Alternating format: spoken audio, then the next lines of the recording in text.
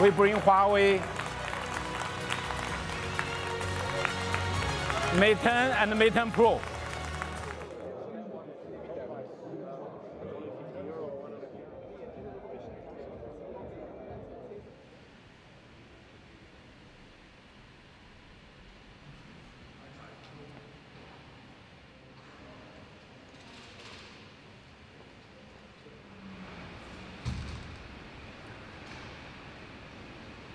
It's huge.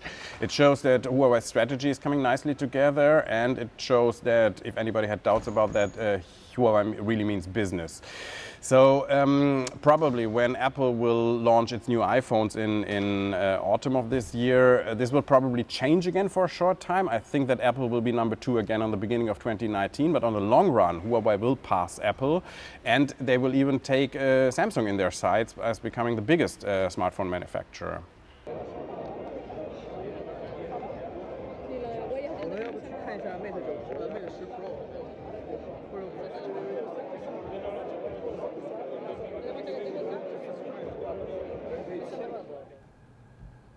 Yeah, it's a round table.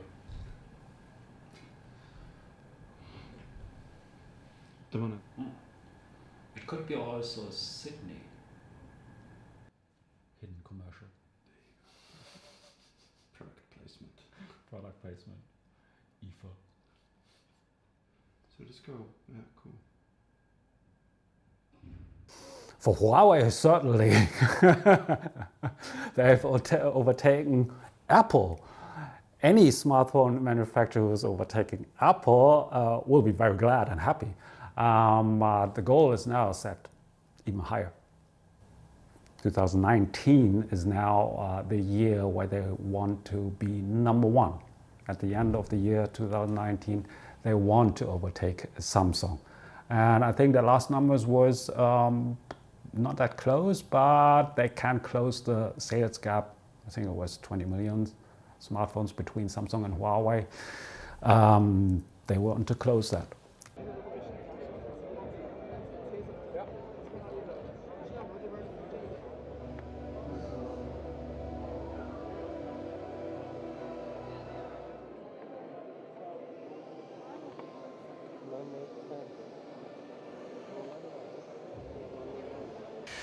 I think what Huawei is doing right is they're mostly doing a lot of devices in the middle class for affordable prices with which they reach a lot of people who are not very interested in what brand do I buy. I just want a smartphone that is cheap and that is okay.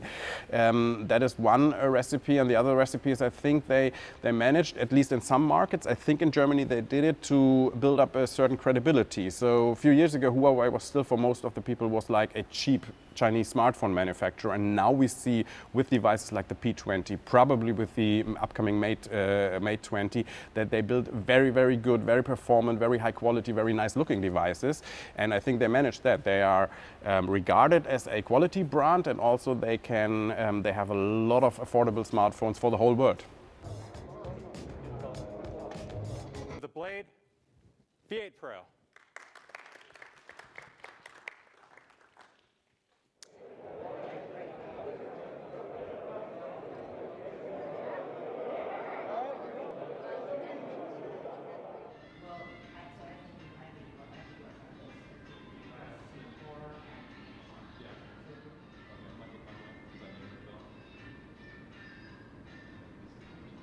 China has got a very, very strong connection between politics and economic. I think that the Chinese government is still standing behind ZTE. There is the master plan, 2025. Every single Chinese product should have only Chinese developed technology inside. ZTE is one of the biggest Chinese manufacturers for smartphones, network stuff. The Chinese government will not drop it. They will somehow reinforce ZTE via money or whatsoever and push it to the global market.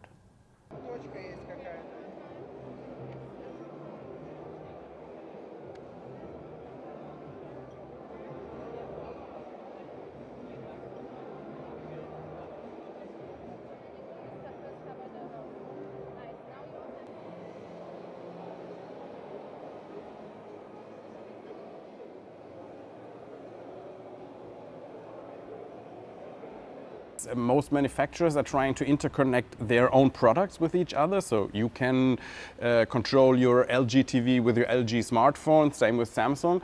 But what is not happening yet is that everything you buy is automatically connectable to everything you already have, and this is due to manufacturers doing their own thing and trying to keep customers in their environment, in their ecosystem. So this will take a few more years until we have this connected world, or even a fully connected home. And what we need is probably a common voice, a common goal to which all these manufacturers work, or even maybe some guidelines, some regulations that give standards that everybody has to do and manufacture for, so that you can connect an LG TV with a Samsung smartphone, which is something now LG and Samsung absolutely don't want, but this is the only way to get to a fully connected world.